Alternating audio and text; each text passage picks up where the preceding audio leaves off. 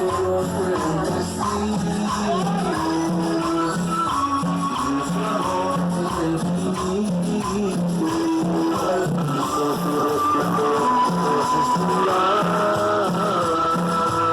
al besarnos y amarnos bajo de un lado.